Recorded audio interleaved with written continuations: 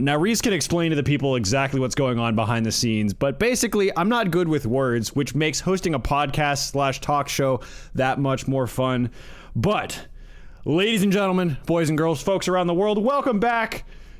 This is Brews and Baseball Podcast Edition, Episode 5. This is the 5th week of us doing Brews and Baseball in its current form. Welcome back, everybody. Got a great show for you this evening. Baseball Jimmy, welcome back. Thank you for joining us. We are live. Baseball Jimmy, he's back. We're back. We got a new beer for you today. I can read them all backwards to frontwards. So here we go. Yeah, Baseball Jimmy. All rise. All rise, all rise, all rise. I can't really do it. I can't do this bit with this particular microphone, but this is what we're doing above the microphone. We are saluting Baseball Jimmy. So his name is Owen. My name is Reese.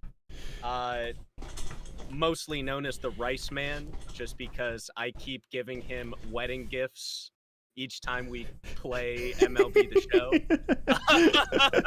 Show. Wedding gifts. If you want to call them that, I'm tossing rice. Yeah. Like rice, wedding gifts. I'm laying the groundwork yeah. for you.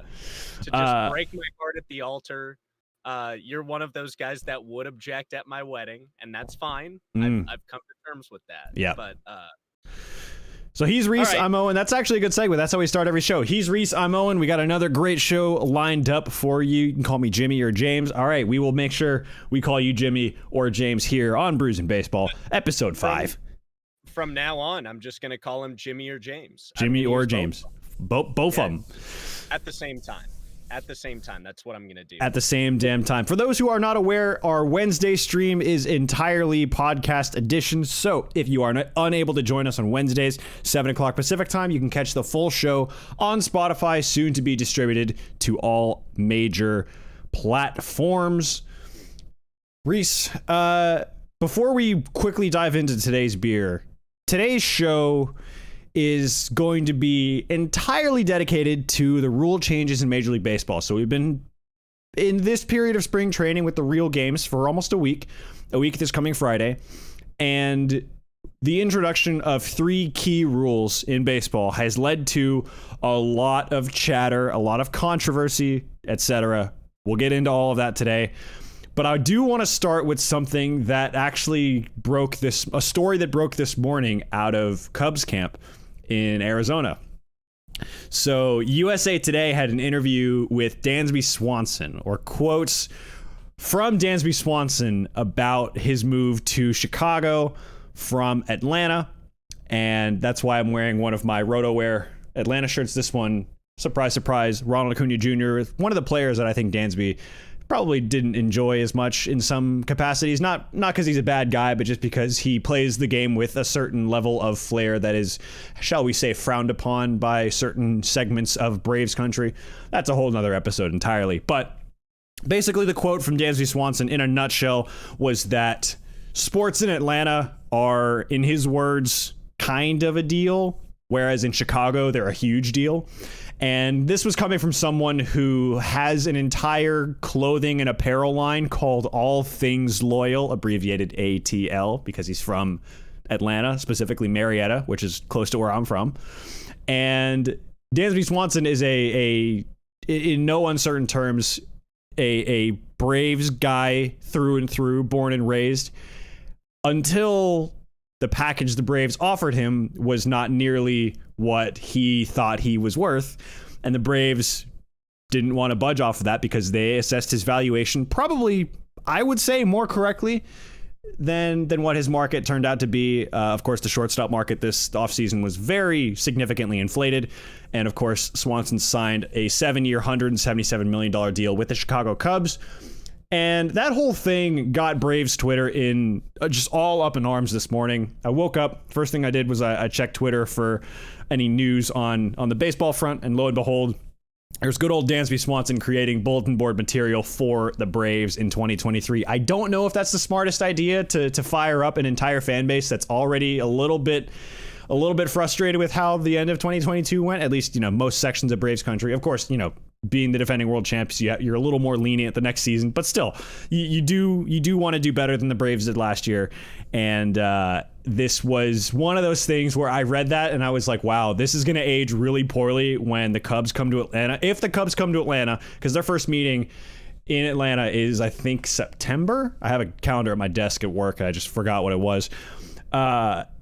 That meeting is going to be very, very ugly for Dansby. He's not going to get the Freddie reception. He's not going to get the, the fan favorite kind of reception. I don't think he'll get parts of it, but I think the vast majority of his reception will be quite a lot of boos, especially if the Cubs are out of contention. And his whole thing was winning and whatnot. So I just wanted to start the show with that whole thing.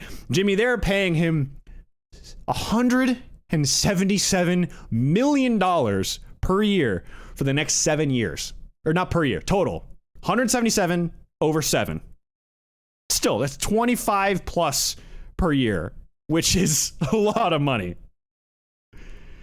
NL Central teams with a little bit more drama than they would need to start out the year. Obviously, like we've touched on this when we talked about the Fab Four free agency.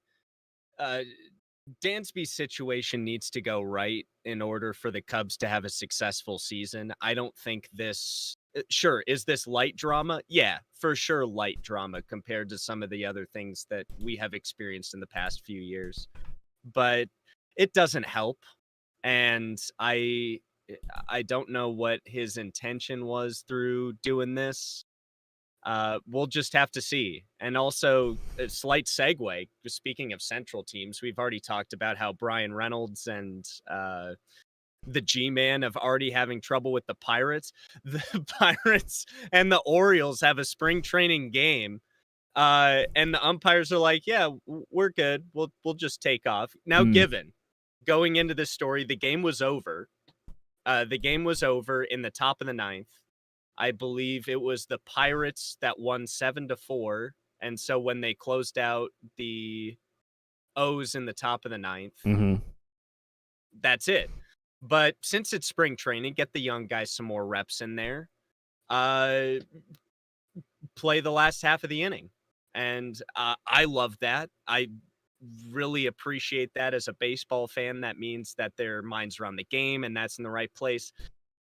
The umpires walking off, I thought that it was a really bad look, but at the same time, like, umpires have like one of the worst jobs in baseball. Like, if they don't get paid overtime and like say they want to keep it going for a little bit and they don't get paid for that, I'm sure.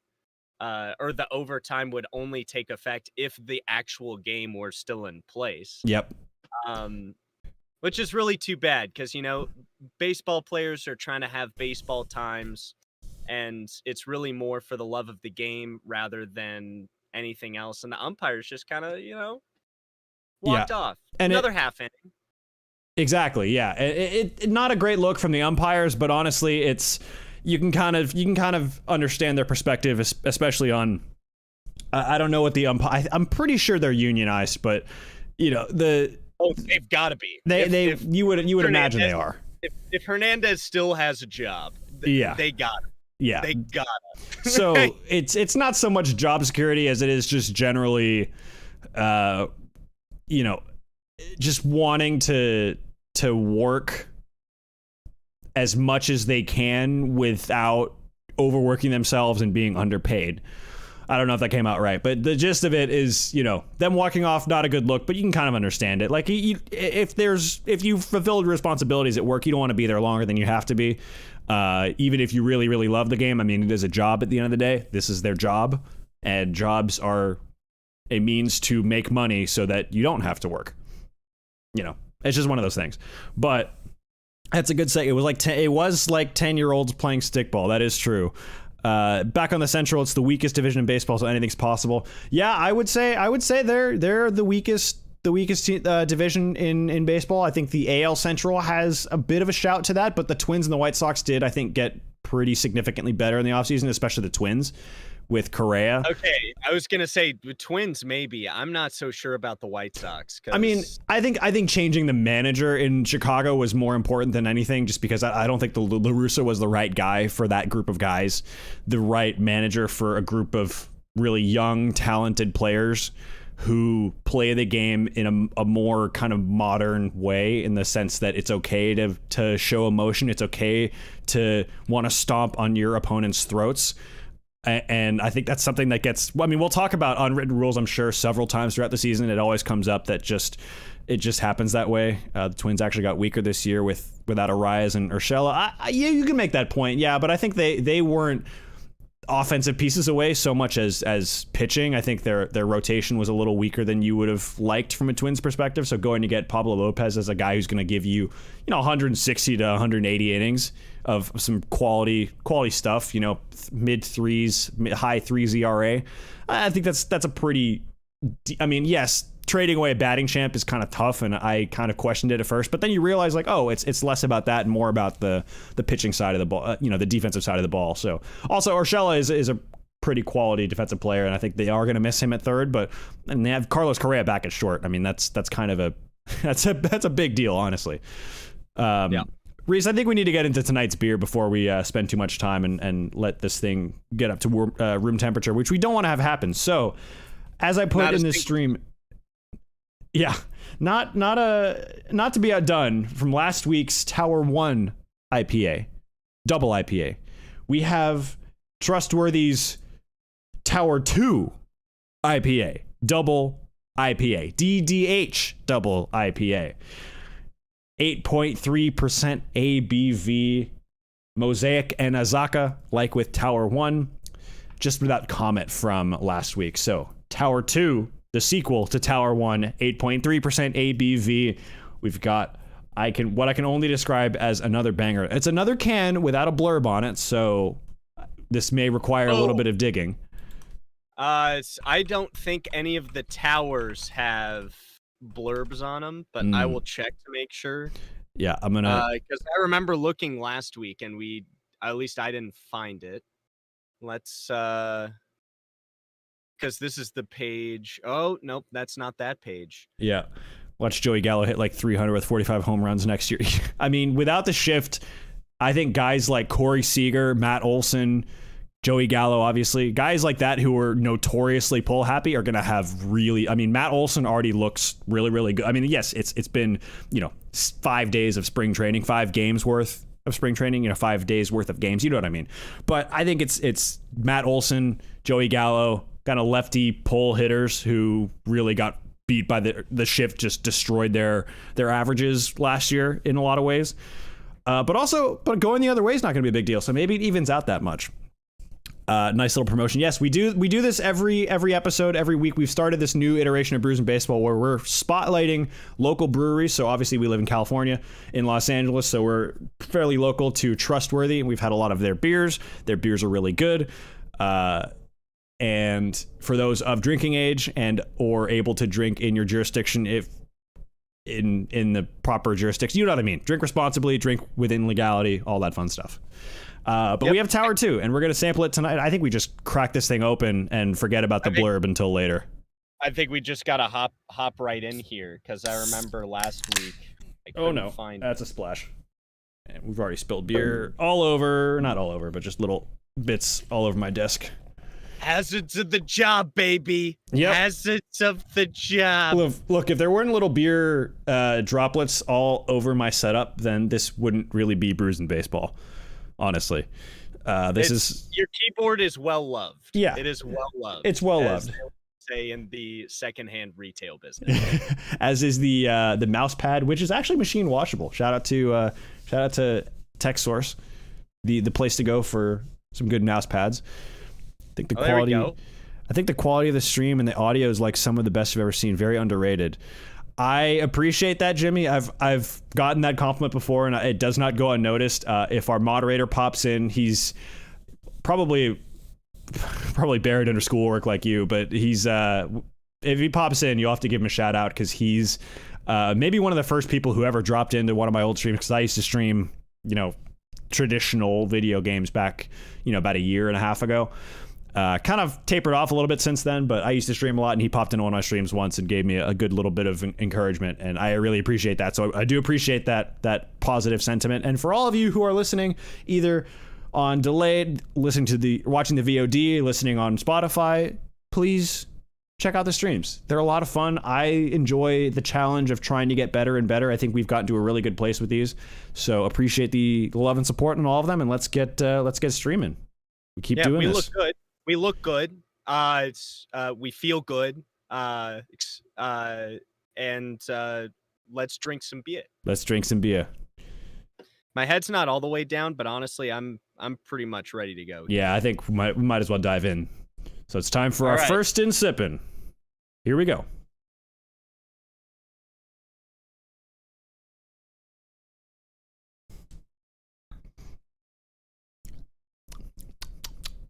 Now that's a double IPA. Now I'm trying to think. I'm trying to compare the two to see where the differences are. Obviously, we're missing a hop, and that's essential towards the flavor. Right. But what is it about to you that really leaps out to you as being different from the first one, if we can remember? It has more punch to it. It definitely, if you would blindfold me and give me Tower 1 and Tower 2, Tower 1 does not taste like a double IPA. Tower 2 absolutely tastes like a double IPA. Oh, is it a harder taste to you? To me, it is. Yeah, I don't know if it came across that way to you, but to me, it definitely tastes like it tastes like a double IPA. It's got the bite to it, which I appreciate. This one has the bite to it. Okay, maybe if I have a little less head on this one, because I'm struggling to find a difference between the two. Obviously, we don't have them back to back, and we might have to do that one day. Yeah. But let's go in here for second sipping. And yeah, I've given it a couple more. Let's get drinking rum. I enjoy rum every now and again. Rum is good. I think what's the best rum based cocktail? I'd say probably mojito.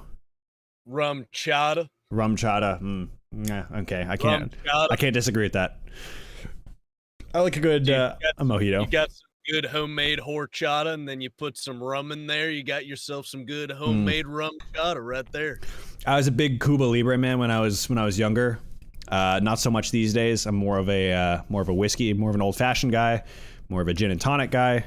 Occasionally I'll pop in a nice little rum based drink there. I've got 6 more years till beer. Hey, there's, I will say this about drinking, and of course I say this as the legal drinking age in the United States is 21. Unless you are in certain jurisdictions, unless you are at home and offered it by your parents or at someone's house and they offer it to you.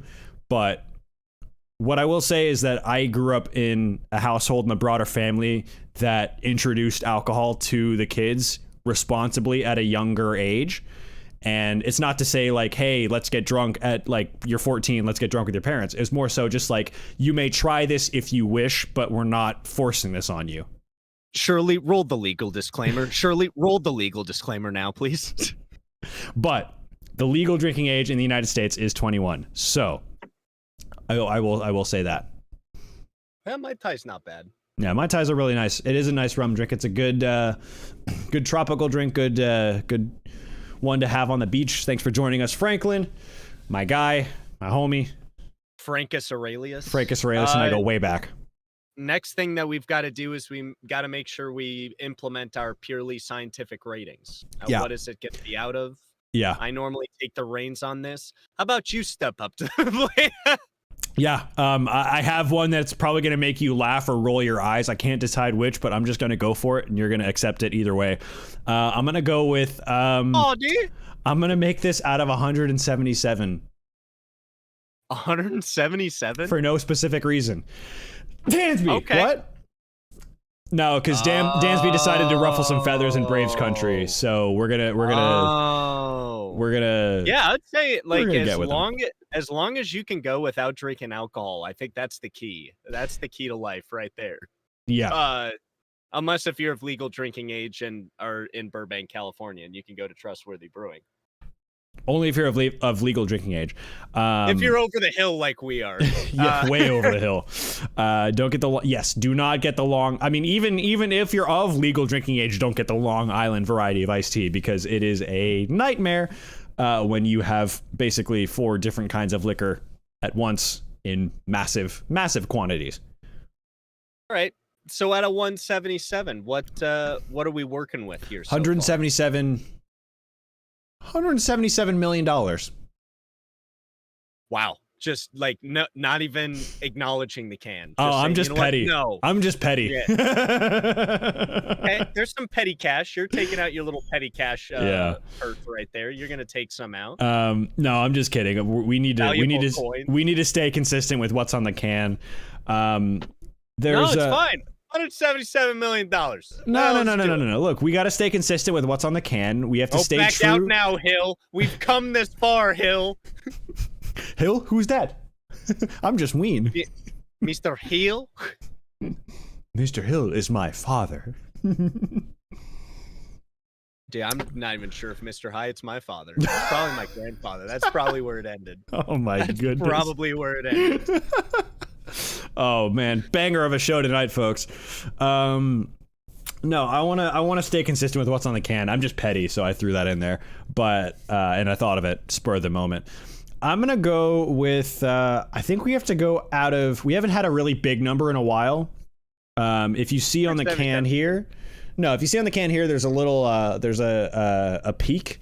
There's Tongva Peak at 2,635 feet, 2,635 feet. I think we're gonna go with that. There you go. Out of 2,635 feet.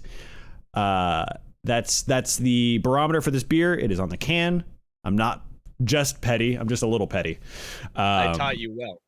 We're gonna dive into the rule changes eventually, folks. I promise. But I'm not a little petty. I'm Richard Petty. I'm Tom Petty. Now I'm done. I'm done. Okay, I'm done. What a great show. I'm gonna go initial rating. I have to say, it's in line with Tower 1. Tower 2 is in line with Tower 1 for me.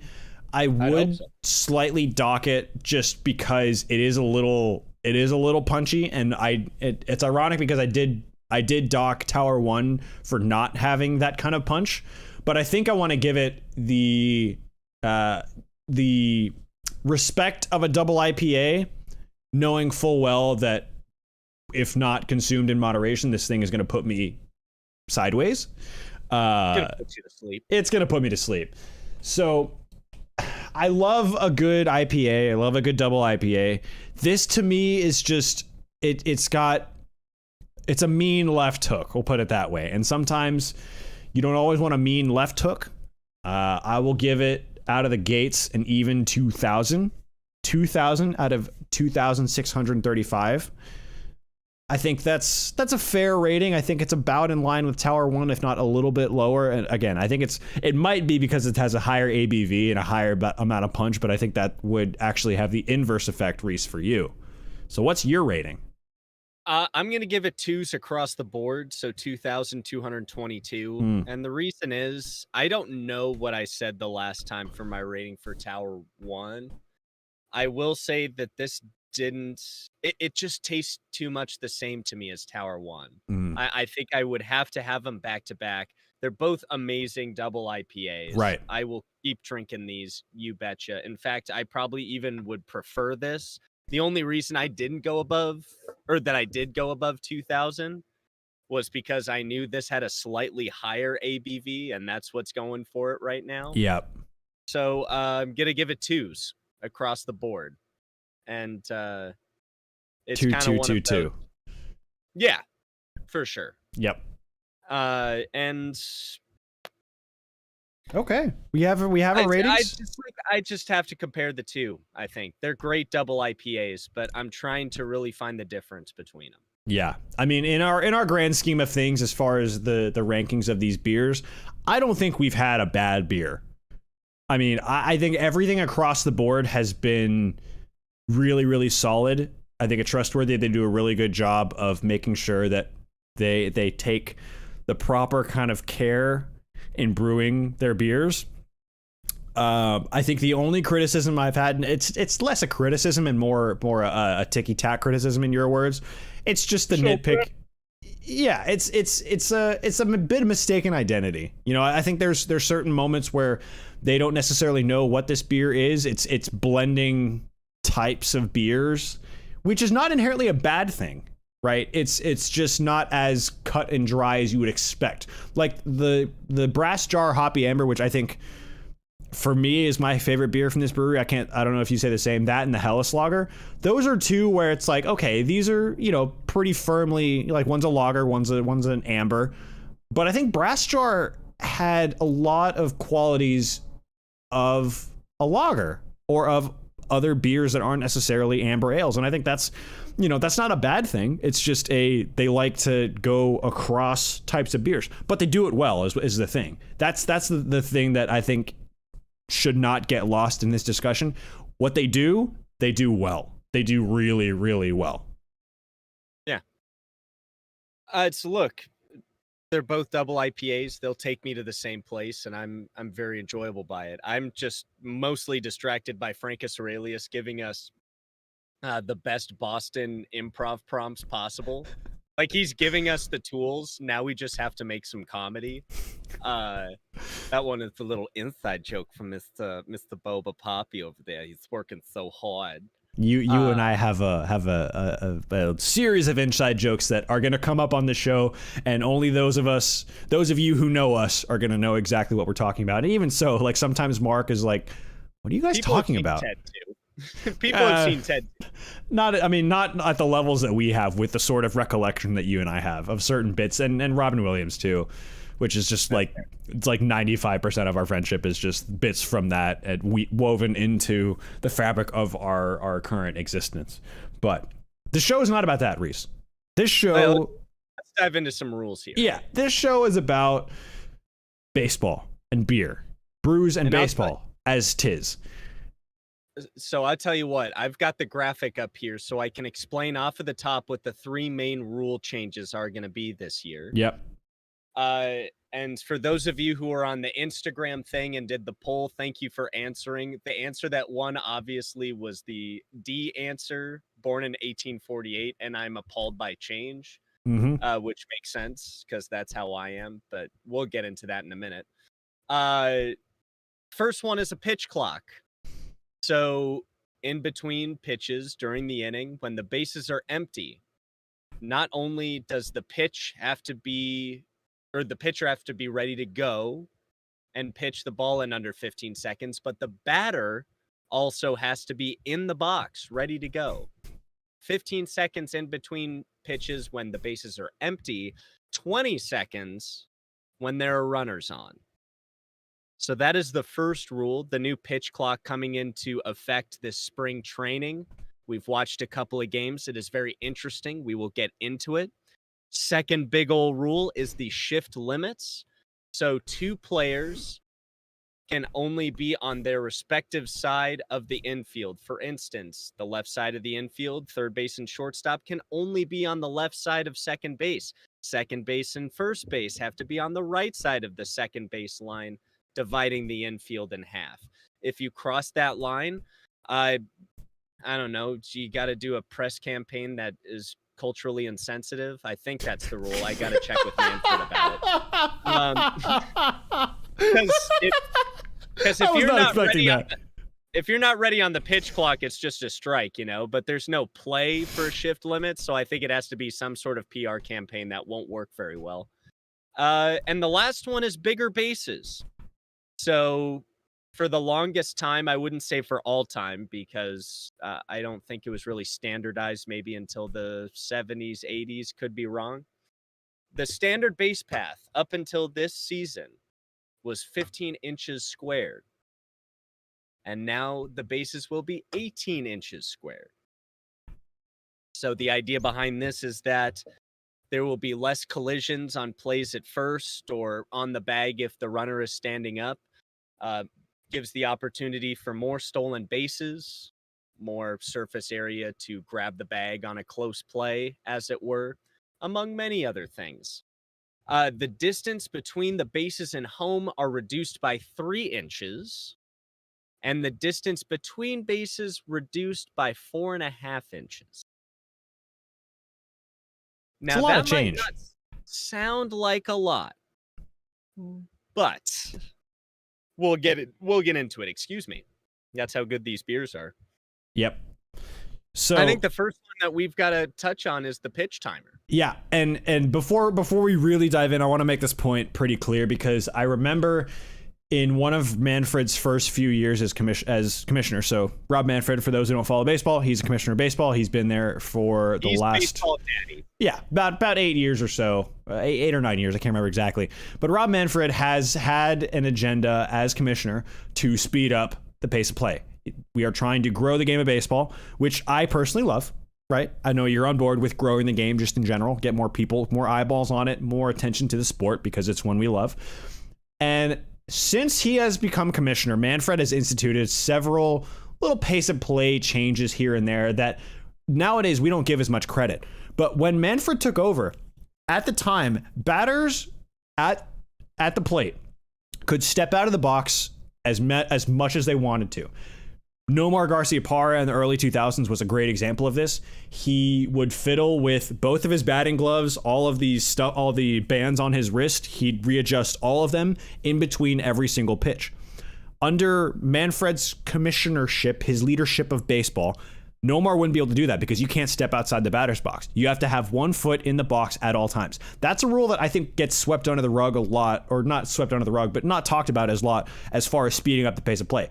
The only problem is there wasn't a way to punish pitchers for pace of play. So you're punishing the hitter. You're getting the hitter to speed up his approach while the pitcher doesn't have to do anything to his. So the pitcher can be as deliberate as he wants to be. Pedro Baez is one really notorious example, former Dodger pitcher who was notoriously slow, right? And he would take a year and a half. Now, with the pitch clock, there is a genuine penalty for both parties in the event of a violation. If the pitcher violates the pitch clock, it's a ball, so that goes advantage hitter. If it's the hitter, it's a penalty that goes in favor of the pitcher. So there's some sort of balance now with the rule changes. Go ahead, Reese. Good night, Jimmy or James. He has to go to bed right now because he's in the New York City. It's a little bit later than it is out here, but we always appreciate him stopping by. Yeah, appreciate your support, Jimmy. Or James. Thanks for stopping by. Good luck to your Yankees figuring out which shortstop they're going to pick. It's not like they have any choices whatsoever. Shots fired. Yeah, but yes, the pitch clock. Look, I've got to be honest with you. You want to know how we can pick up the pace of play? We would have to remove a lot of the ad time. That is what takes up the majority of the breaks in between inning. Like, you can take 1 minute per pitches, but I mean, some of the ad breaks can be 2.5, 5 minutes. You know, that's really where I think a chunk of the stoppage happens, or maybe the incidental events during games. You know, if there's like the stand up to cancer, particularly in the postseason, where they'll take moments to stand and the God Bless America in the in the 6th. And then Star Spangled Banner in the 7th. You know, all that kind of stuff. I'm mixing up all of the songs right now. Take Me Out to the Ball Game is in the 7th inning. Star Spangled Banner is before the game. Boy, this double IPA is good. But you get the idea. But unfortunately, with the way that the game is, they need to have that kind of ad revenue so they can have their arguments to offer the contracts that they can to these big players that want these mega $1 million contracts. So, slight sidebar, but I wanted to throw that in there because while these pace of play changes I think are good, especially the pitch clock, and I'll get to my thoughts on it in a second. But we also have to understand that advertising also takes up a big portion of the time. Especially in between the innings and all of that. But in terms of the pitch clock, I love the pitch clock because I was really getting tired a lot of the windups that you would see are progressively getting longer and longer, particularly relief pitchers were taking longer to get set. And Mm-hmm. like, look, it's a part of baseball, but the kind of stuff that I enjoy is people like Mark Burley. Mark Burley was one of the greatest pitchers of, his time. Speed runner, was always very good at it. I'm looking at footage from way back in the day. They didn't mess around either. Bob Gibson didn't mess around. Koufax didn't mess around, Yep. you know? So compared to that, I'm thinking that this is a reasonable change. It's a change that I like. Yep. I can understand the gripe from maybe pitchers and batters who need that extra time to get set, but at the same time, 15 seconds is a lot of time. Yep. Like, most of the time, I don't think you're getting signs in between different pitches. Like, if you were going to bunt before, I don't think that's the way the game works anymore. Right. You go up there to swing, and if you don't get it, that sucks. I don't think there's that much strategy to where at least the batter would need to step off a lot. With the pitch comm, I don't think the pitcher needs to step off all that much unless if he feels like he's tipping or if the catcher and the pitcher have like a miscommunication issue or something like that. So I'm on board with the pitch clock. Yeah. I really enjoy it. I think this is probably my favorite rule change out of them because I think it's the easiest way to pick up the pace without sacrificing the elephant in the room, Yep. which is the ad revenue to get the money to pay for the contracts that are becoming more common in sports today. Yeah, I think there's a few things that you said that are I have no commentary on whatsoever. They're spot on. I can't add anything more to that. I mean, you hit the nail on the head as far as just speeding up the game. Pitch comm being so prevalent nowadays. For those who don't know, pitch comm was something introduced last year. It's a little bit itty bitty speaker that pitchers put in their hats, underneath their hats. Catchers have the little pad on their arms. They can kind of tell the pitcher where they want to throw the pitch, what pitch they want to throw. I think they have two other pitch comm devices throughout the field. I think two other players get it. I think it's usually the shortstop and the center fielder, or sometimes a third baseman and first baseman, something like that. But all of it is to speed up the pace of play in the game. There are 2 minutes and 15 seconds in between innings these days. If you go to a major league game, there's a clock in center field that has 2 minutes and 15 seconds that runs in between innings. That right there is a lot of time, and that often gets stretched out to 2 minutes and 30 seconds for the purposes of ad breaks. Now, that's something that the media side of the business is probably going to always have an impact on. It's not really going to change anytime soon. So that's something we can kind of accept as, that's going to be part of the game for the foreseeable future. I don't think Manfred is going to make any attempt to change that part of it. So as far as speeding up pace of play in that arena, I think we're kind of, we're floating without a paddle, if you will.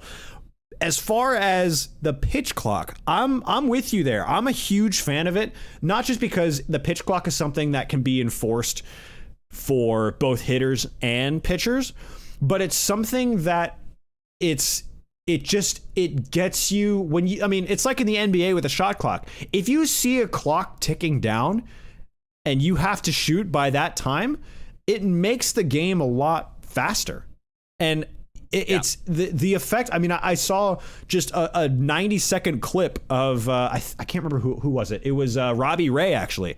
It was Robbie Ray's highlights today against the Cubs, and the Cubs score bug had the pitch clock on it, and it works like it does in basketball, where you see that number ticking down, and you're kind of like, okay, throw the ball, it comes set, throw the ball. It becomes much more urgent when you see that clock, and obviously they're not going to have it on the actual clock itself on the broadcasts. At least I would hope most major league broadcasts will not have the actual physical clock itself. But the pitcher will see it, the hitter will see it. Everyone will know just when they have to be ready. And by the time the season rolls around, I think we're going to get more and more of these instances kind of ironed out. There was one in, I think, the Braves' second spring training game where they had the winning run on third base, and the Braves hitter is one of the prospects in the minor league system. He was called for a violation, and that ended the game at 6-6 or whatever it was. And that was one of those things where it's like, can you imagine if this happens in like Game 7 of the World Series? It's not going to, because, you know, that's obviously months from now. But just that hypothetical scenario of like this happening in a high stakes scenario. And I think that's where you're going to find out who is here for real. Excuse me. Gesundheit. Times 2. And who's going to fall in the end. I think my general rule in terms of changes to the game of baseball, I try to limit the amount of technology and amount of active controlling of a game, to put it that way. But like I said, at least not at the top, but at least before, is that a lot of the time is being taken out for things not necessarily directed to the game itself, but they need it for other purposes, as opposed, or at least for baseball, the business. Right. So the pitch clock, I'm willing to let go. It's a little bit controlling of the game. They've already introduced the pitch clock. I'm not huge into that, just because there's an art form about stealing the signs legitimately. However, there have been all of the cheating scandals with all of the tech, so now they have to react to that. So I'm willing to let that go. You know, it's just a real fine line to invoke changes that don't destroy the game that we love so much, but at the same time, allow it to grow, evolve, and survive. Especially in this day and age when it's competing with so many different entertainment entities. Yeah, that's too many ent words back to back. I hated it. Lots of NTs in there. But I think it's one of those things where it hasn't had the impact that I feared it would when they announced that it was going to be implemented for the 23 season. It actually has. I mean, the minor league studies that they did, I mean, this was implemented starting last year, if not earlier, in the minor leagues, where they'd have a pitch clock. And what they saw was that games were shorter by 20 plus minutes, which is a sizable amount of time for a major league game to lose that shortness. As far as the flow of a game, it's much more streamlined. I mean, it's pitcher gets the ball, pitch clock, throws it, gets it back, pitch clock, throws it, gets it back, et cetera, et cetera, et cetera, throughout the course of a game. It's much more streamlined that way. And you don't have moments where, you know, say there's a huge at bat, there's a huge moment in a game. That's going to be much faster, because you can imagine late August, early September, teams, you know, 2-3 games back of a playoff spot, and they're playing a division rival or one of the better teams in baseball, or just a team that they have a lot of history with, and all of a sudden you don't have the time to necessarily think about the nuance of strategy. You as a hitter don't have time to stand in there and really go through the chess match of, you know, what is this guy going to throw me? Like, what is his bread and butter? All that work has to be done much earlier in advance. So there's a lot more emphasis on the preparation that goes into hitting, pitching, fielding, base running at the highest level. And I think it speeds up the game to the point where we're going to see a huge difference between the teams that do their homework well in advance, the teams that prepare far better than everyone else, and the teams that kind of just rely on talent, instinct, and just natural ability. Right. And I think that's huge in determining who's the best, because you know, it's like we talk about basically in life in general. Talent will only get you so far. If you don't have the tools and the preparation to go out there and perform in the most high pressure situations, then do you really deserve to be called the best? I would say no. And I think this is going to go a long way in distinguishing the good teams from the great teams from the elite teams. So I'm fired up just talking about it. No, yeah, and you touched on some great things with that, because I talked a little bit before about how this was kind of the game used to be played. It would be a lot faster. There wasn't a lot of the kerfuffle in between. And you're talking about, so like, there's, when you have less time to do it, you just have to do it. You know what I mean? Yeah. Whether it's deliver that pitch or stick your bat out to hopefully get a bloop single to help drive in the winning run, you know, what have you. in the same time, I think this will, in a way, benefit both the pitcher and the batter. And here's why. Sabermetrics have become a more integral part of preparation for the game. And as an artist, a person that doesn't normally deal with numbers and that being directly correlated to my success, you know what I mean? So you can say, oh, yeah, this person is very good at this and this and this situation. Okay, so he's a fireball hitter. So I would have, or excuse me, fireball pitcher. Let's see if we can put him as a setup man in the 8th inning. That way, if we bring somebody like Trevor Hoffman in to close it off, their timing will be off, that sort of thing. Mm-hmm. And now Sabermetrics has gotten to the point where they can analyze hitters, pitchers, and all that kind of stuff. Okay, so you take this approach with this particular batter, you take this approach with this pitcher, even to the point where you say first pitch slider, second pitch fastball, third pitch fastball, fourth pitch fastball, to where they break it down to where the baseball player isn't allowed to have his own player instincts take over.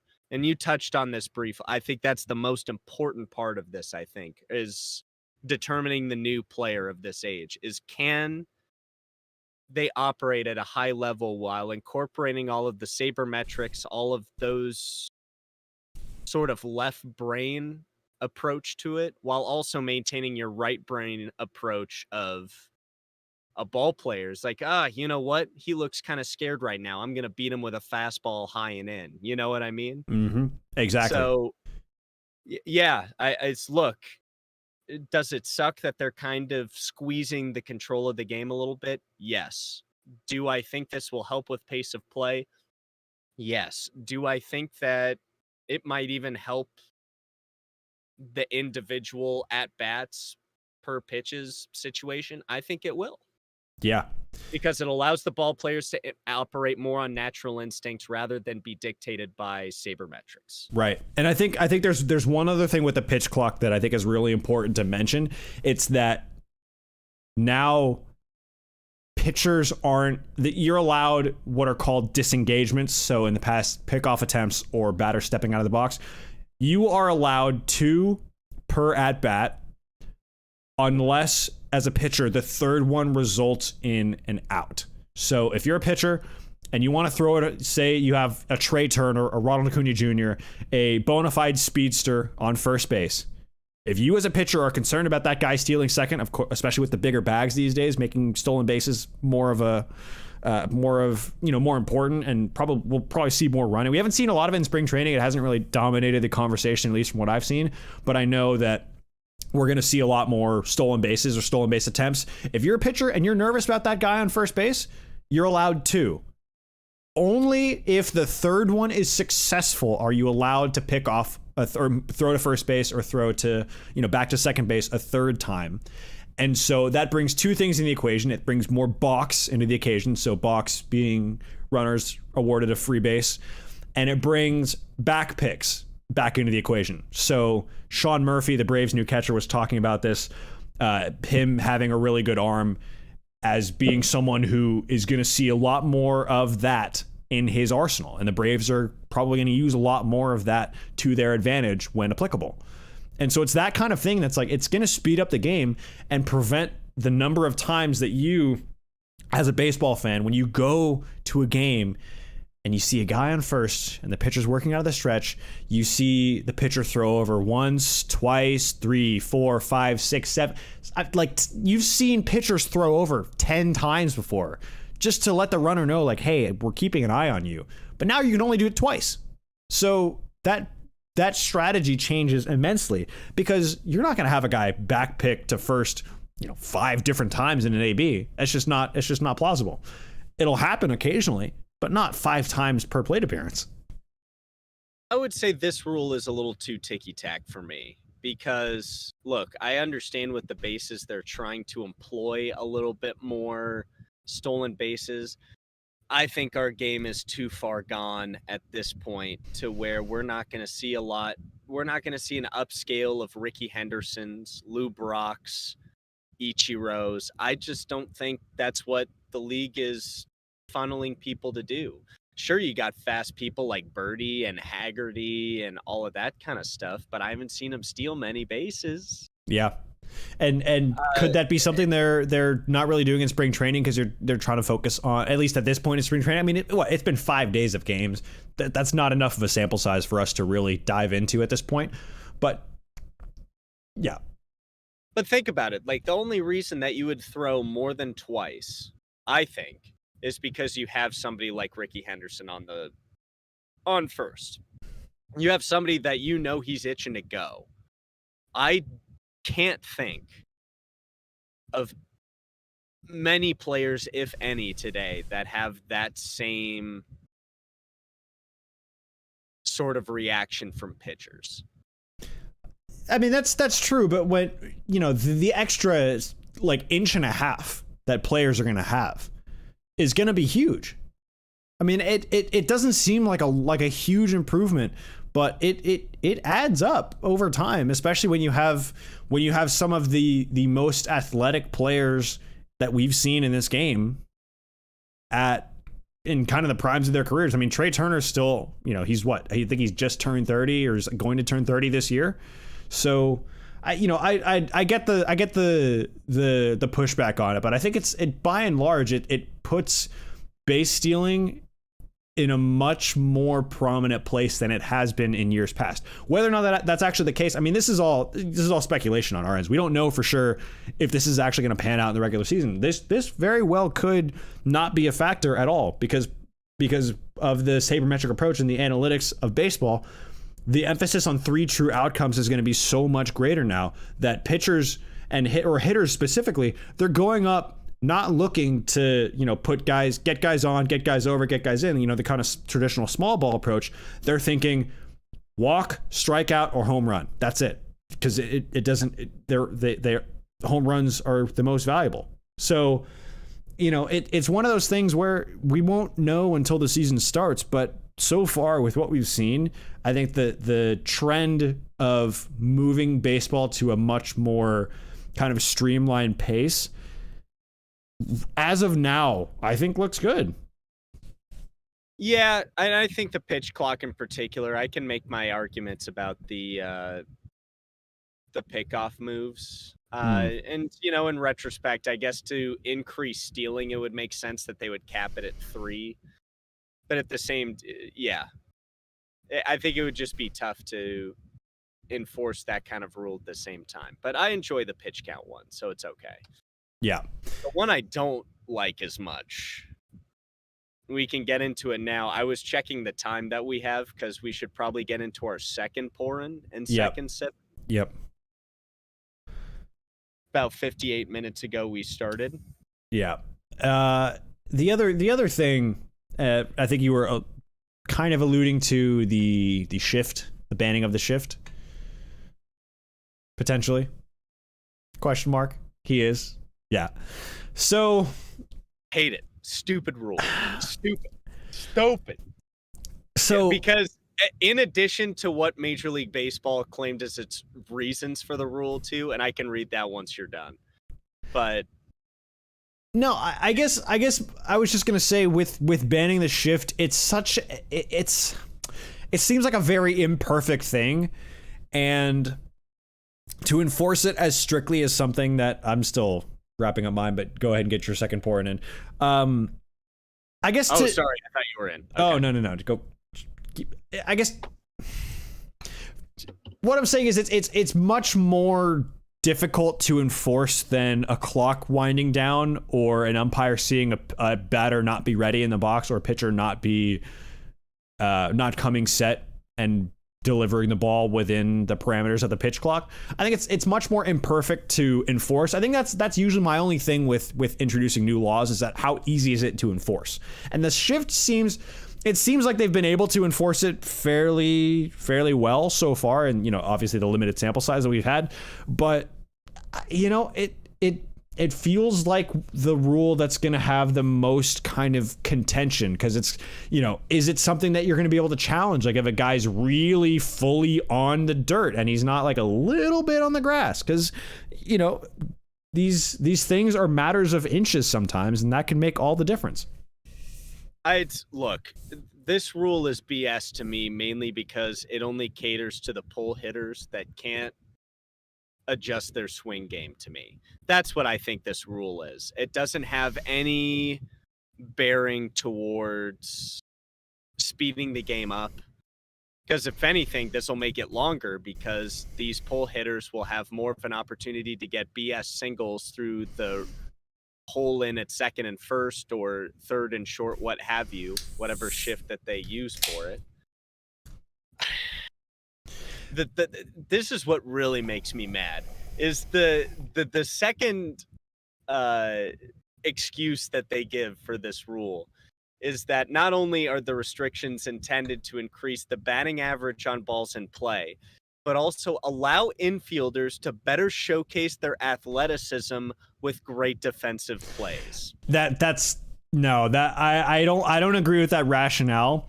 But what I will say is, as far as catering to pull hitters, I don't necessarily agree that it's catering to pull hitters who can't adjust their swings, because part of the reason that teams shift defensively is based on hitters' tendencies, right? Matt Olson and Corey Seager, I think, are two pretty prominent examples. I mentioned them earlier, but they are two guys who are pretty notorious pull hitters. Seager, I think, was the most frequently robbed by this shift hitter in 2022. As in, he pulled more balls into the shift than any other player. So he's one who is probably going to benefit more from this, barring, second baseman being outrageously good defensively. But the problem is when you shift on a hitter, right? You're not just positioning your defenders in a certain way, right? There's a two-way street. And by that, I mean, there's two components to it, right? There's the positioning of the infield, but then there's the pitcher as well. The pitcher is being told by his dugout, like, hey, this guy is a huge pull hitter. We're going to give him pull happy pitches. He's going to get nothing that he can poke the other way in the slightest. Everything is going to be in on his hands. We'd rather throw this guy cutters in on his hands, fastball up and tight or low and away, back foot sliders, or we're going to walk him.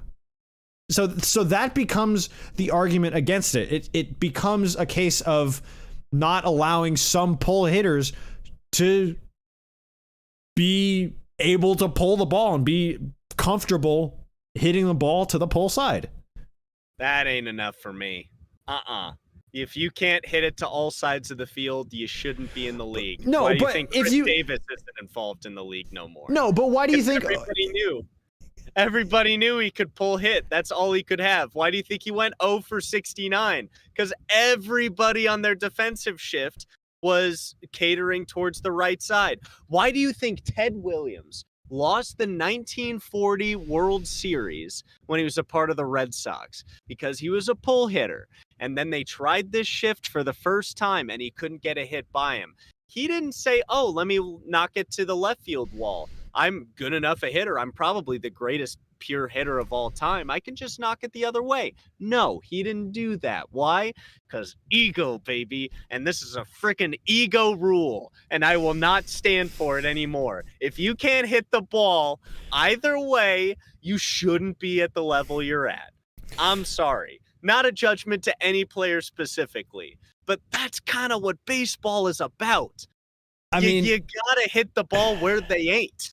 That's true, but in an era where we have had an exponential rise in guys who throw 100 plus, I can't speak for the major league hitter, the average major league hitter, but I can imagine trying to hit the ball the other way that's coming at you 100 miles an hour in on the hands is not really easy.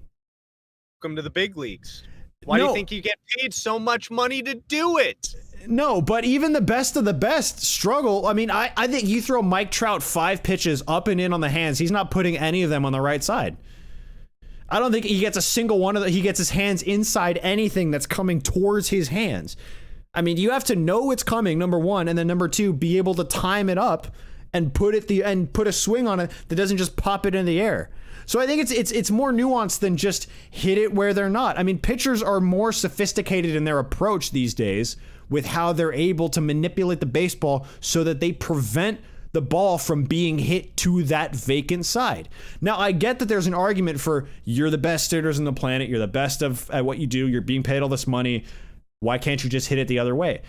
It's not just why can't you hit it the other way? It's more so, can you hit it the other way when it's being thrown in a position that makes it almost physically impossible to do that? So I get what you're saying. I do understand the argument for just hit it the other way. There's so much space on that side. Well, you know, when you're trying to hit a back foot slider the other way, so hard, I hear a pair of beaver's teeth at the bottom of their dam. I mean, look, all I'm saying is I don't. Compared to the pitch clock, this is so much more of a in-play issue than a game itself issue. And I get why they're doing it. They want to bolster the offense, but at the same time, I think this affects part of why they invented this rule was the ingenuity of the game. Part of the reason they invented the pitch com was the ingenuity of the game. You're going to take that away because, a guy's taking 102 to the top. You take my cutters deep all the freaking time. And do I complain about it? You bet I do. But how many of those go the opposite way is what I'm saying. Because those pitches are usually pulled. Those pitches are usually pulled. And when you have 5 guys in about 100-foot circle, finding an open hole is not as simple as just find an open hole. It has to work out perfectly for that to happen. So on one hand, yes, it gets at teams trying to neutralize the other team's best hitter, and by and large, that guy tends to be a predominantly pull hitter, right? But that also doesn't discount the fact that when you leave an entire left side of the infield open for a left-handed hitter, you leave the entire left side of the infield open, and you're just telling that guy, okay, fine, hit it that way. I'm going to throw you 102 right on the hands. Hit it that way, right? I mean, you have to have the bat basically open to your stance, or I guess, I don't know what the term be, open or closed. You have to have it set up knowing it's going to be there, and that leaves you susceptible to balls literally right down the middle or low and away because you're already timed up for something that's going to be up and in. So it's this constant chess match of, from a pitching perspective, what makes more sense? From a defensive perspective, what makes more sense? From a hitting perspective, what makes more sense? And yes, baseball is a game of adjustments and being able to take what the defense gives you. But at the same time... But isn't that freaking baseball, Owen Hill? Isn't that the whole point of baseball, is to adjust your game when other people adjust theirs to get the best out? Look, it is, but I think there's like, I don't know. I'm iffy on this one, not because of what it is, but because of how much harder it is to enforce, and what constitutes what's to stop infielders, entire infields, and several guys from, by the time the pitcher releases the ball, sprinting over from the third base side of second base all the way to the other side because they know the guy's going to pull it, right? Like, what's to stop him from doing that? Put it in a different sense then. Would you prohibit like a team like FC Schalke? They're facing Barcelona in the European Championship. You're telling me that you would say, no, you can't have 5 defenders back there in order to counter against the Messi, Neymar, and Suarez 3 forwards. You can only have 4 or less. That's all you can have. I mean... you would tell me to go jog on. Well, that's because I think it's an apples to orange comparison too, because there's in baseball, there's so many more different ways to get guys on base and score runs, and the way the game is played is fundamentally different. It's more than just the positioning in soccer. In baseball, part of how good teams are defensively is pre-pitch positioning. And you're taking that away from some guys in some sense, right? But that means you're allowing the best defensive players to make those plays. And I get the league words it that way. I don't necessarily agree with that wording. But to me, it's one of those things where there's every opportunity to try to stop pull hitters or hitters who hit predominantly to their opposite side or hit to that same side. So right-handers, left side, left-handers, right side, yada, yada, yada. There's every opportunity to, but you just don't need to vacate one entire side of the infield because it takes away from the offensive side of the game, which I don't know how many casual baseball fans would rather see a 1-0 pitcher's duel than like a 12-11 offensive slugfest. I think to the casual fan, those games are more entertaining, and that's part of what they're after. As far as the integrity of baseball itself, that's kind of another story with banning of the shift and these rule changes, right? But they're trying to make the game more appealing to mass audiences, and part of that comes from just the way the game is defended. So, you know, we really could spend hours talking about how this affects the general the ethos of baseball, if you will. Yeah, look, I'm always right. We've already established this, but no, I mean, yeah, I get what you're saying in terms of bolstering the offense, but I think this is the one time where I think the amount that it'll change the game in a positive way, help it grow, is not as significant as something like a pitch timer or bigger bases would be. I think this is purely to allow players like Joey Gallo, Cody Bellinger, you know, Christian Yelich, underachieving hitters like that, go from a 220 to maybe a 230, 240 average. I just don't think that it's going to make that much of an impact. And I think if anything, it's going to make it takes the defensive scheming out of everything. Yeah. Because pitchers have their scheming, they have their pitch comms and their analytics.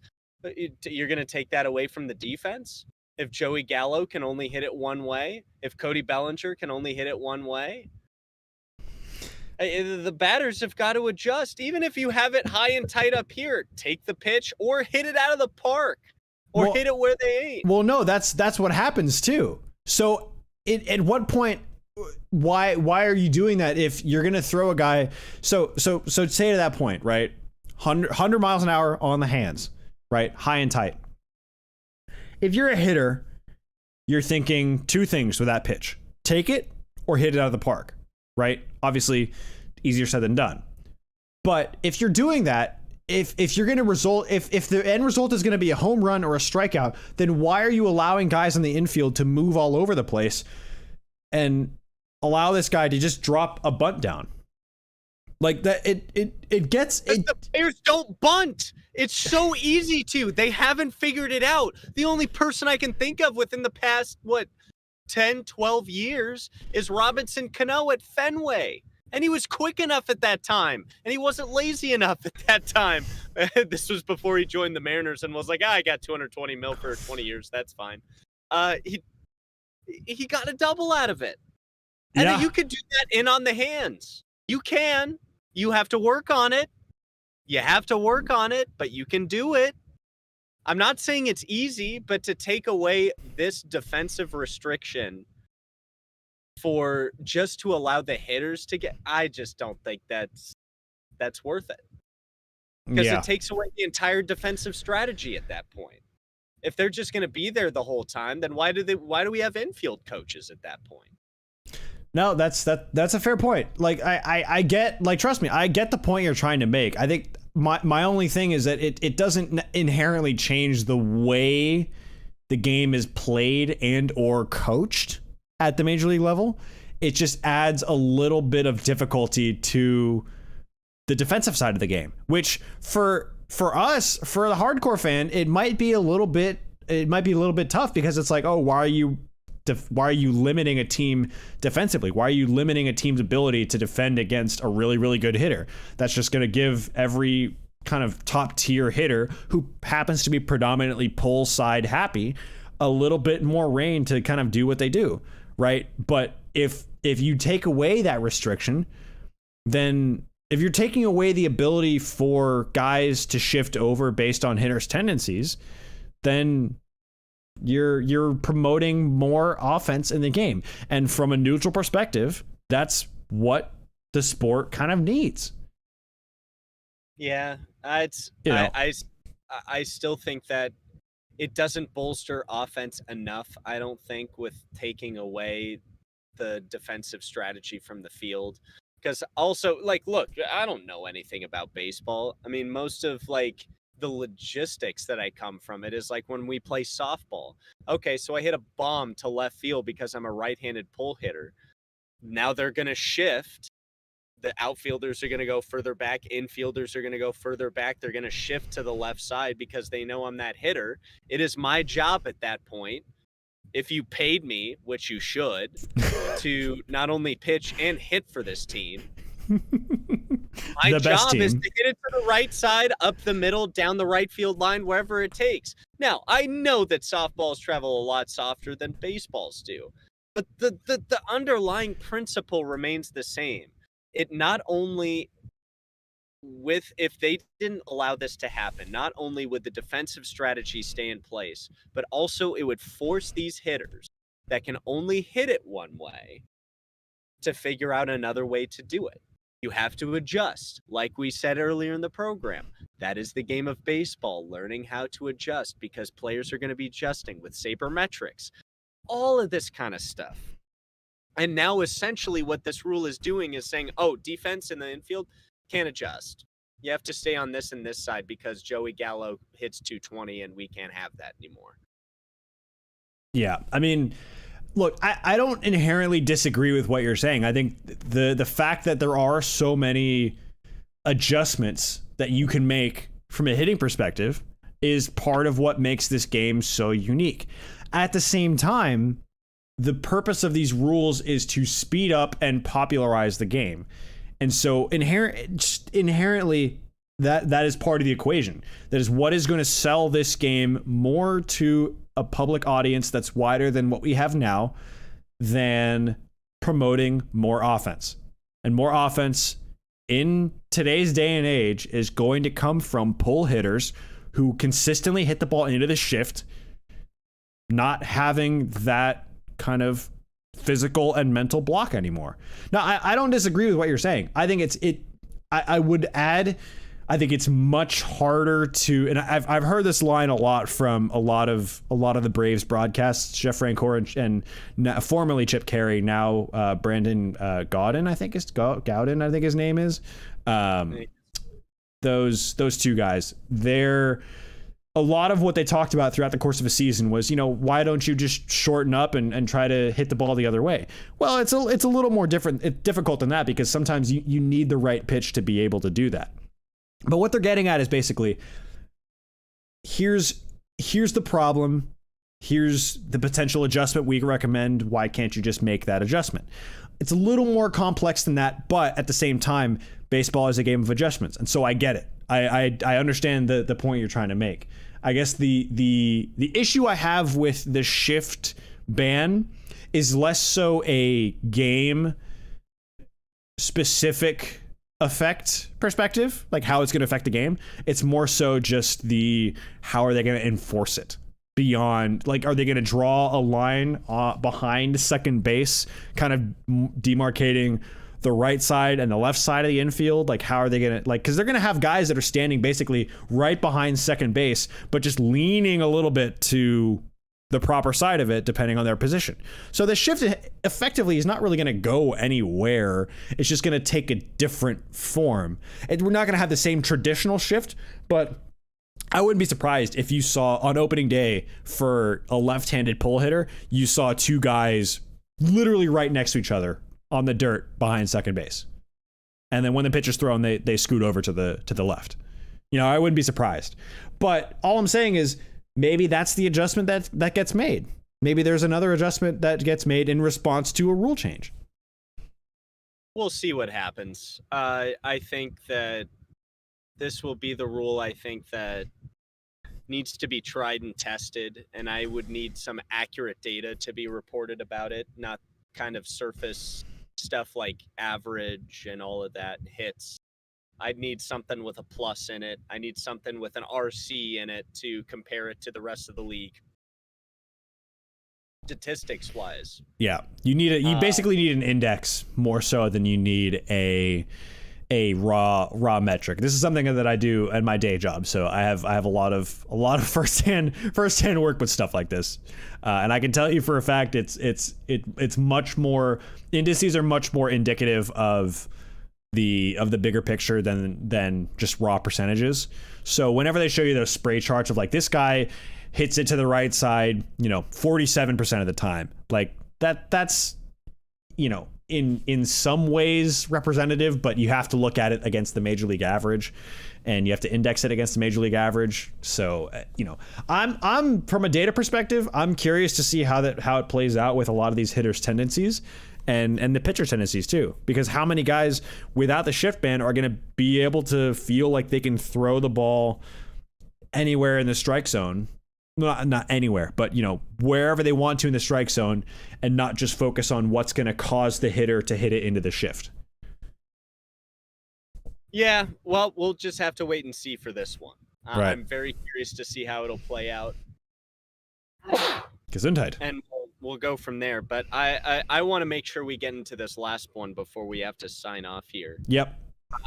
So this next one is the bases, and I wanted to make sure that I shared this picture because I mentioned when I was describing the rule changes is that the standard base was 15 inches squared. The bigger one is going to be 18 inches squared. The distance is between bases and home reduced by 3 inches. Distance between bases reduced by 4.5 inches.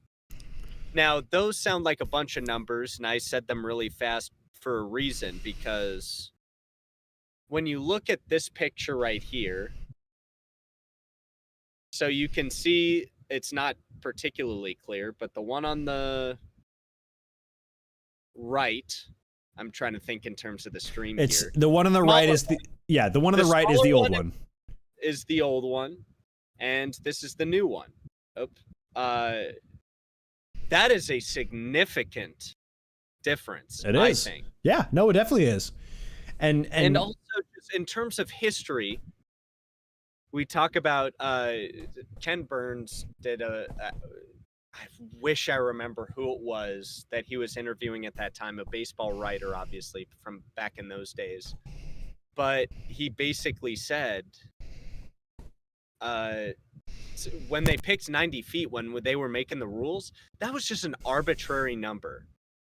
Just think about how much 90 feet as well as 60 feet 6 inches, which is the distance between pitcher's mound and home plate. Those were just randomly chosen numbers. And you think about if the base paths were 89 feet or 92 feet, how different the game would be. Yep. In terms of the amount of double plays, in terms of the amount of bloop singles, BS Ichiro infield singles, all of that kind of stuff. Bunt singles. Now with this, between bases and home is reduced by 3 inches. So now it's 89 feet and 9 inches. And between the bases, if you're trying to steal, is, I'm not good at math, so it's going to be 85.5 inches. You put those numbers into that perspective, it is a lot more significant than I would think. Yeah. I will say, though, I am okay to give this one a shot. Yeah. If it increases steals, which I think are very exciting to me, you don't see those very often in this game anymore. It's either a power hitter or a strikeout hitter. That's all you get most of the time. Yeah. There are very few people in this game that are kind of like an Ichiro or an Ozzie Smith or something like that. speedy, steel bases. Lou Brock would probably be the better example. Yeah. Steel bases. Ricky Henderson was probably the king of creating runs just by advancing even one base. Because, like, if, say, you get a walk, you steal a second, you're in scoring position. Somebody just has to hit a knock single and you're in, or they sacrifice you, they get you to third somehow, and then a sacrifice fly on the next play. That's a run. 2 outs, but it's a run. Yep. And for some of these teams, particularly in the AL and NL Central, they might want to know what a run feels like. Ouch. But fair. No. That's right. In the entire 2000s or before 1995, they wanted to know. Lenny Randle tried to blow a ball across the foul line just to say, please, God, it won't ever happen to us. Please make it happen for us. No, you're absolutely right. And I think the interesting thing is going to be how speed will get valued at this point, because I think right now speed is something that has intrinsic value, but only if you're in like the top, 0.1% of fastest players in baseball. Only if you're like Trey Turner level fast are teams really going to put a premium on you adding value to the team. But guys like, I think Adalberto Mondesi is a huge example of guys who they steal a lot of bags. Even though if he doesn't get a lot, he steals a lot of bags, even if he doesn't get on base a lot. But now that he gets on base, even if he gets on base the same amount, he's going to steal even more. So his value is going to go even further up because he's going to create more runs just by virtue of being on first base to begin with. So that then becomes huge for guys who are in the conversation for, some of the best all-around players in baseball. I mentioned Trey Turner, Ronald Acuna Jr., Seattle's own Julio Rodriguez. That's another one. I think there's going to be a big premium on speed, and that's good. That's inherently good for the game. And you know what else is good for? Offense. Not necessarily defense, but offense. Because it's already been good for defense, but it's really going to be good for offense now. Because those couple inches are going to matter in the long run. They're good. They're going to make a difference whether or not we like it. And I think I think it's a good thing for baseball. I would love to see more steals, and obviously there have been a few collisions this year that I can remember, particularly at first base, and those are always tough because these guys are moving at faster speeds that we can get, even if they're slow runners technically. And these behemoth of bodies clashing at first base or getting in a slide at second base in order to take out the double play, what have you. I think this will offer a little bit more safety in terms of that. If I have any more interference calls, or not interference, but going outside of the baseline calls for people running straight down the baseline again, I will scream. Because, especially Trey Turner was the worst in terms of being exposed for that. And he would never go outside of the line. Yeah. And now I'm hoping that those kinds of calls will go down too, because I don't know if it was last year that was an anomaly. But I just remember that there were a lot more out of the base calls for people running straight down the baseline. So hopefully that gets fixed with this too. Yeah. And I also could be thinking of 21, so we'll never know. Yeah. No, I think at the end of the day, this is one that, I think the rule changes give us a net positive for baseball. The changes, really, at the end of the day, it's a net positive result for the game of baseball as far as popularity, eyeballs on it, growing the game for people at a younger age, and then accessibility. The only thing I wish the commissioner's office would realize is the issue with trying to grow the game, but blacking out certain markets, blacking out local markets on probably one of the most popular services, MLB TV. As Reese and we use MLB TV to watch Mariners games, Braves games, etc. But when they're playing the Angels, a direct division rival of the Mariners, or when the Braves are in LA or anywhere on the West Coast, really, except for San Diego, or in Southern California, we can't watch them, and that's a problem. That's I think something that is beyond the game itself that really we need to hold Commissioner Manfred accountable for. And I get it's a business side deal. It's a business side of the game type situation. But really, we want to be able to watch the Dodgers, but we're two young people in 2023. We can't afford cable. Cable's too expensive for us to afford. And as a result, we want to be able to watch as much baseball as we can. But when you have those barriers, those financial barriers, it makes it harder. So while the game is growing, accessibility to be able to watch the game, I think, is something that we need to highlight as well. Hey, do you know how much I cried just forking over my share for the MLB TV show? That's like, because I'm thinking about in terms of individual families and stuff that want to watch teams or want to watch more baseball. Sure, you have YouTube, you have condensed highlights, but it isn't a full game. Nope, it's not the same. So you want the game to grow. Like, look, I'm saying this from a very removed tertiary perspective, but all through life, I've always found that if you base your priorities towards, say, something like growth of the game, towards the fan itself, the money rolls in by itself. Yep. If you rely too much on getting the money, thinking about what sort of analytics, what sort of content, and all of that kind of stuff. Oh, this is what's gonna get the baseball fan. I remember the videos from the Vine star or whatever that she did. She had this home run derby thing for MLB. You know what I'm yes, about. I know who you're talking about. It's like that little YouTube like mini series thing with Major League Baseball. It's I can't remember her name off the top of my head. Like a home run derby, like Charlie D'Amelio was on it. Emma Darcy was on it. She's the one League of Their Own. Darcy Carden. Yeah. Darcy Carden. What did I say? Emma Darcy. Darcy Carden. Darcy Carden. Also of The Good Place. Janet from The Good Place. Great show. I knew Darcy was in there. Yeah. No, you were right. It's just like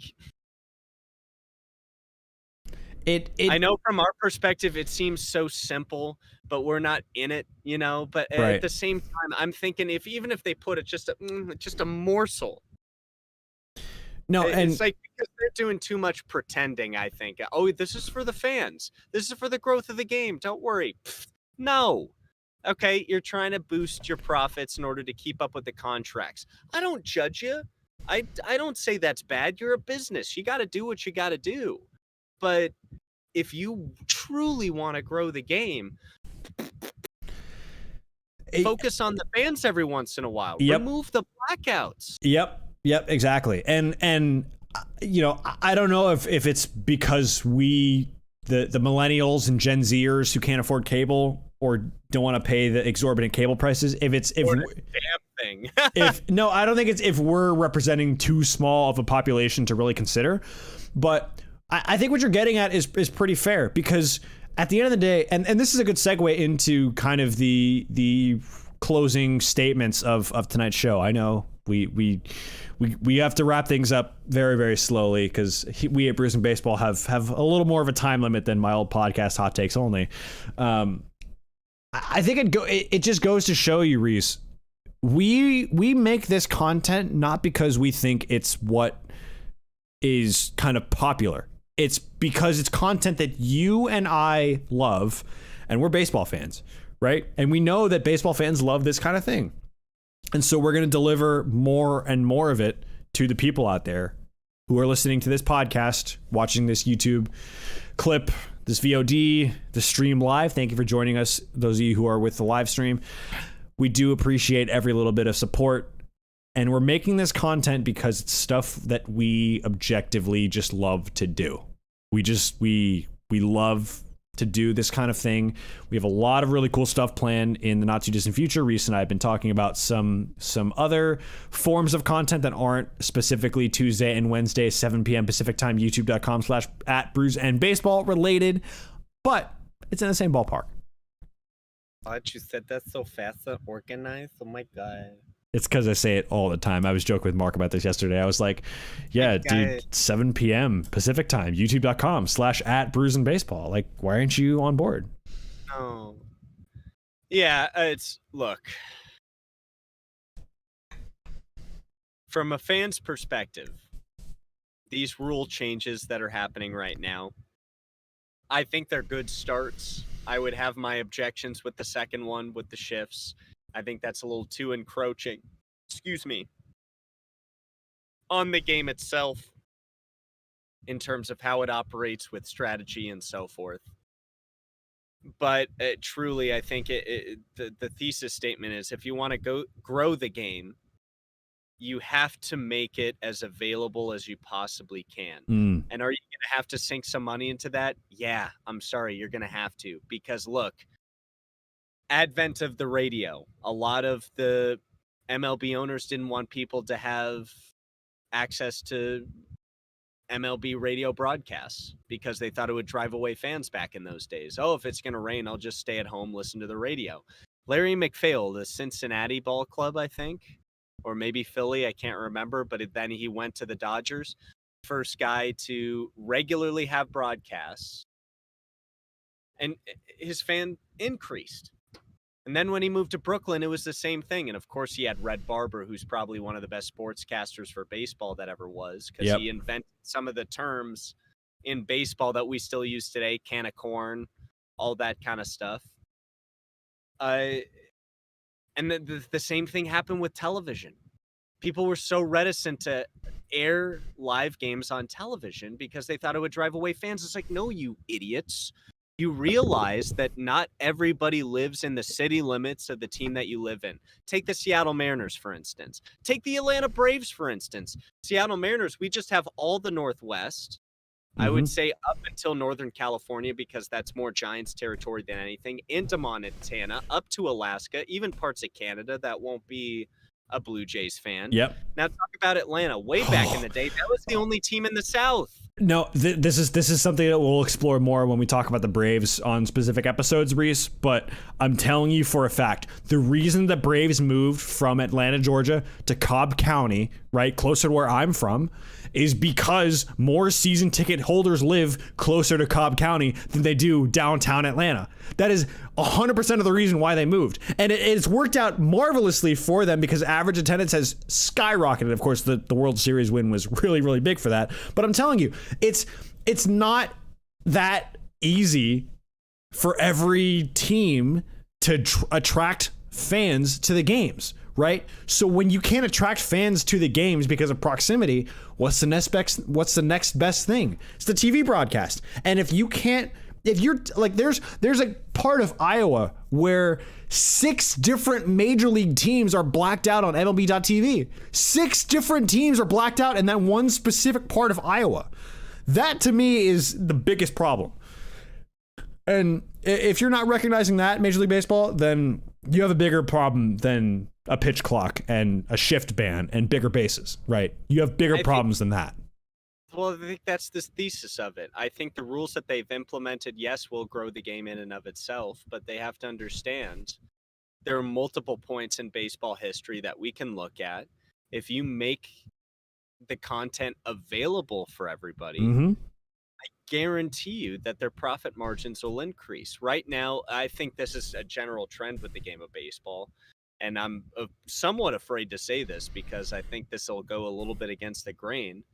But what baseball is really going for more now is the corporate experience. You're talking about the season ticket holders in Cobb County. That's the reason that they moved the stadium out there, to be closer to their season ticket holders. They know some people from the actual city probably can't afford a season ticket, or if that's their thing, that's the only quote splurge that they've got, perhaps, is going out to Cobb County every so often to get the games. Even if they're season ticket holders, I don't know what the commute is like. I'm sure it's got to be at least an hour to get out there. It's not great.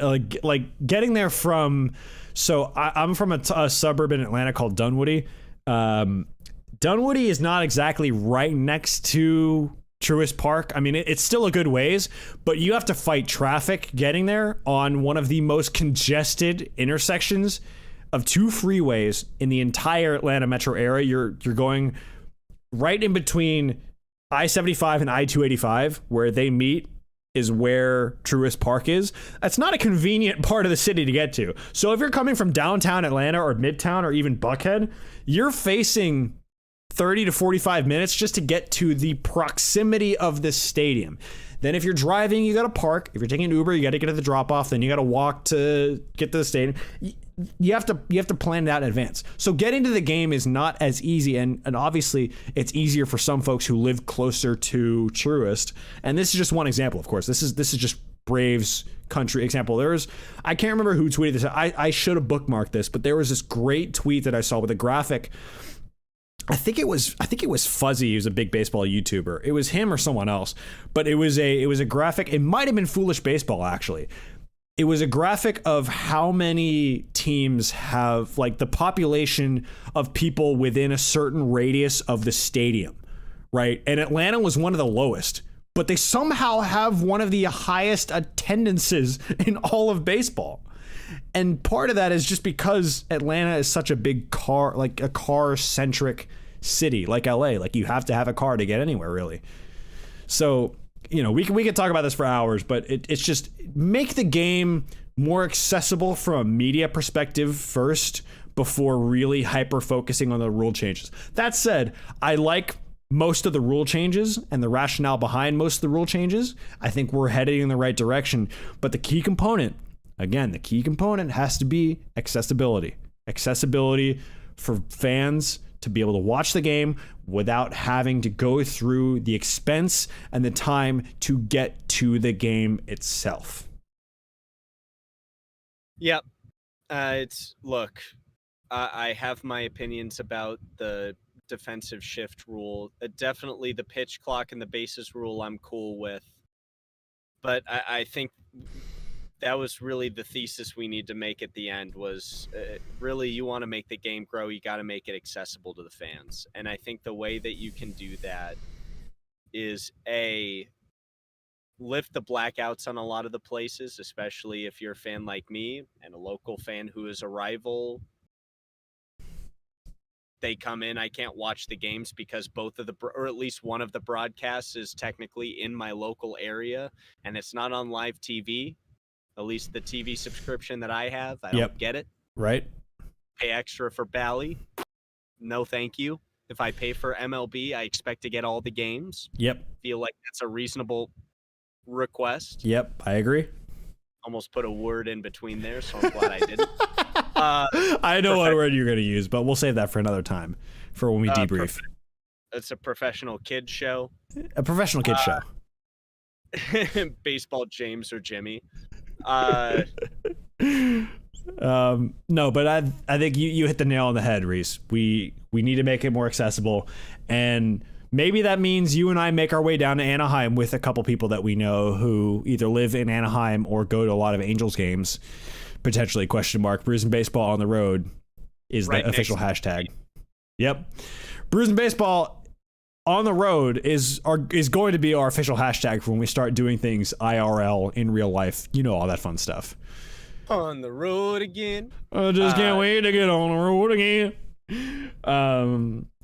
But no, we're moving in the right direction is the bottom line. And I think we can kind of wrap up the show on that note. We're moving in the right direction, but we're still a long ways from where we as baseball fans would really like to be. And maybe we'll get there. Maybe we will. You know what this makes me feel like? It makes me feel like Marie Antoinette, you know, all of the French peasants are gathering at Versailles with their torches and their signs saying, hey, why have you treated us like crap all these years? Which is perfect French, by the way. Oh, immaculate. And Marie Antoinette says, oh, let's eat cake. That'll help. Obviously, it's not as extreme as an example, but there's a lot of elephants in the room, I think, not only in terms of culture, but in terms of financial logistics. That if you just look at history, you look at the consumer that you're working with, And you just realize if you make the games accessible, you will get more fans. And if you get more fans, more people will come to your ballparks. More people will buy your items. More people will support your content. Like it's almost like the ideas are flowing into my head, but everybody else is like, you know what? No. I'm going to make it that much harder for everybody else. But, hey, businessmen, that's how it works. Yeah. But listen, we're moving in the right direction. That's what matters. And we at Brews and Baseball are making a commitment to moving in the right direction. We hope you have enjoyed this episode of Brews and Baseball. This is our podcast edition, folks. Remember, if you're not able to catch us live, don't fret. You can catch us on Spotify and soon to come, all of our major podcasting platforms. Be on the lookout for that. But Spotify right now, or anchor.fm/Brews and Baseball. That's all one word. Any final thoughts, Reese, before we get out of here? I think we've hammered home the same kind of thought of making the game more accessible. And rule changes are nice, but let's get it more accessible so that we can watch our local markets.